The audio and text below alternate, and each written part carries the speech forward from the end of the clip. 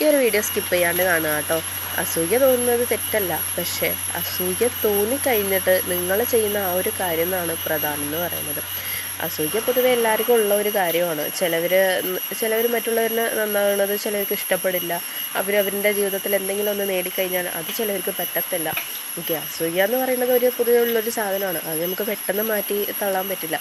അപ്പോൾ നിങ്ങൾ ചെയ്യേണ്ട ഒരു കാര്യം, അസൂയ തോന്നിക്കഴിഞ്ഞ് നിങ്ങൾ അതെന്നെ ആലോചിച്ചിരിക്കുകയാണെങ്കിൽ ഒരിക്കലും നിങ്ങൾ അസൂയപ്പെട്ട ആ ഒരു വ്യക്തിയുടെ ജീവിതമല്ല മാറുന്നത്, നിങ്ങളുടെ ജീവിതമാണ് നിങ്ങളുടെ മനസ്സും ശരീരവും ഒരു വൃത്തിയായിട്ടുണ്ടാവില്ല. അതായത് അപ്പോൾ അതുകൊണ്ട് നമുക്ക് എന്താ സംഭവിക്കുന്നത്, നമ്മുടെ ജീവിതത്തിൽ നമുക്കായിട്ടുള്ള ഒരു നല്ലതൊക്കെ വരാനുള്ള നല്ലതൊക്കെ അവിടെ തടസ്സപ്പെട്ടു പോകും.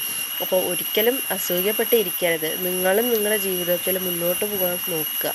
അതുപോലെ തന്നെ അസൂയ എന്ന് പറയുന്നത് പൊതുവെ എല്ലാവരുടെ ജീവിതത്തിലുള്ള ഒരു കാര്യം കൂടിയാണ്.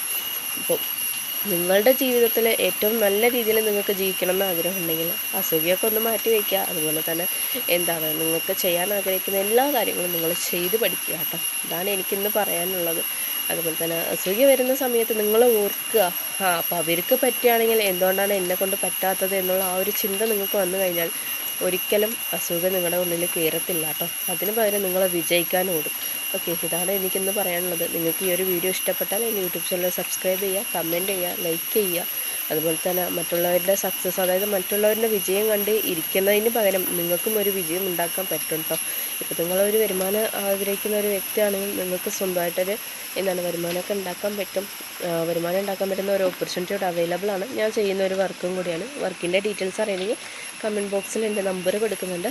ഡയറക്റ്റ് എന്നെ കണക്ട് ചെയ്ത് വർക്കിൻ്റെ ഡീറ്റെയിൽസ് അറിയാൻ പറ്റും കേട്ടോ.